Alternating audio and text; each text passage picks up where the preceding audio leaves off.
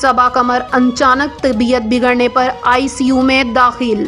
Pakistan showbiz کی اداکارہ صبا قمر کو اچانک طبیعت بگڑنے پر ہسپتال منتقل کر دیا گیا۔ صبا قمر کی طبیعت ڈرامے کی شوٹنگ کے دوران اچانک خراب ہونے پر انہیں فوری ہسپتال منتقل کیا گیا، جہاں انہیں آئی سی یو میں داخل کیا گیا اور ڈاکٹرز نے انہیں فوری طبی امداد فراہم کی۔ اداکارہ کے قریبی ذرائع کے مطابق ڈرامے کی شوٹنگ کے دوران صبا کو بے چینی اور گھبراہٹ محسوس ہوئی، کیونکہ وہ کئی گھنٹوں سے بغیر آرام کرے شوٹنگ کروانے میں مصروف تھی۔